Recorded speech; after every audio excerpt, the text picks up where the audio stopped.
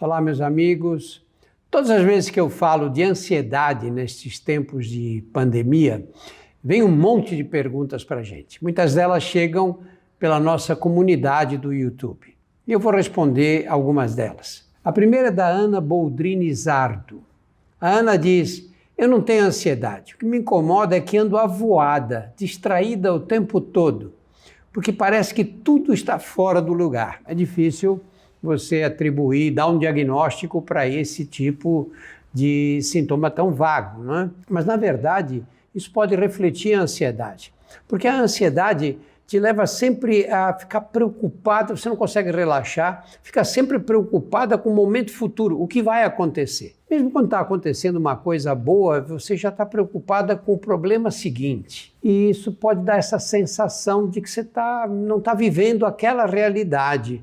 Você está meio distraído em relação aos estímulos que recebe do meio ambiente. A gente tem que lidar com esse tipo de problema e você procurar se concentrar naquela situação que você está vivendo naquele instante. Seja o que for, seja lavar um prato, ou ler um texto, ou assistir a um filme. A pergunta é de alguém que assina como um pato. Ele diz: nunca tive crise de ansiedade ou coisa parecida, mas ultimamente tenho sentido muita angústia por qualquer tempo ocioso.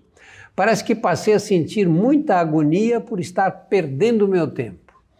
Olha, isso é muito comum nesta fase em que nós estamos realmente presos e impedidos do convívio de pessoas com que a gente gosta, parentes, amigos, etc. Então, essa sensação de que nós estamos perdendo tempo, que a vida está passando e a gente não tem vivido, é uma sensação muito comum. E em algumas pessoas, ela desperta uma angústia, uma aflição interna. Isso é uma manifestação da ansiedade, né? O que nós temos que pensar nessa fase é o seguinte: estamos vivendo uma fase que vai passar.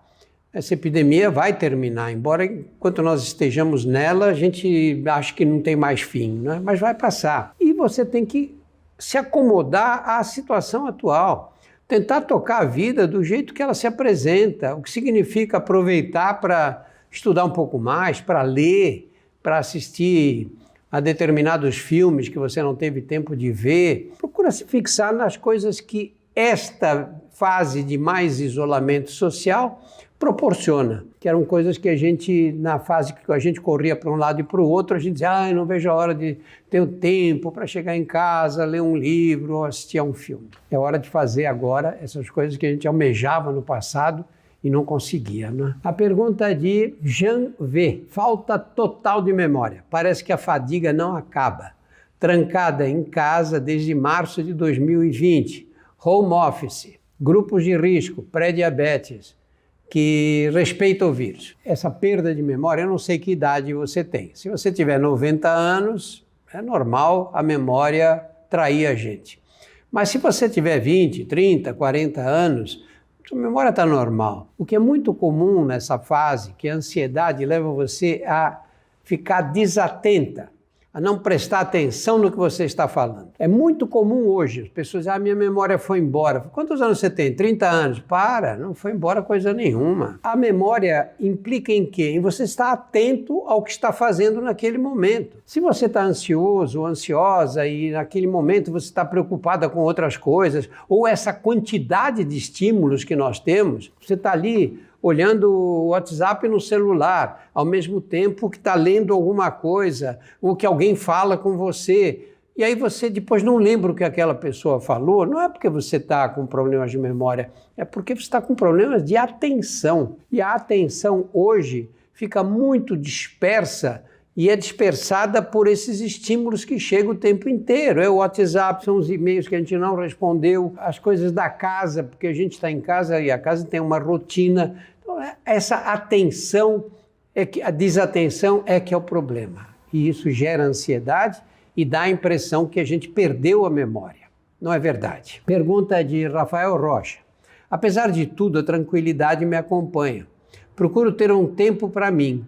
Leio e faço exercício físico em casa. Também acho tempo para cuidar das plantas e dos cachorros. Pô, Rafael, você está dando um exemplo de como a gente lida com a ansiedade em tempos de epidemia. Você procura se organizar, fazer as coisas que você gosta, achar um tempo para ler, um tempo para cuidar dos seus cachorros, das plantas, etc. Esse é o segredo. Nem todos conseguem e nem sempre a gente consegue também, porque tem momentos que a gente está muito estimulado, muito agitado, e aí a ansiedade bate, mas a gente tem que sempre pensar no seguinte: estou ficando ansioso, preciso me cuidar agora. Eu não sou de ferro e eu preciso achar coisas que eu gosto de fazer para me distrair um pouco. Não fica ouvindo noticiário o dia inteiro, não precisa. Ouve um noticiário uma vez por dia, ou nem isso. As notícias, os acontecimentos não correm nessa velocidade que a gente imagina, né?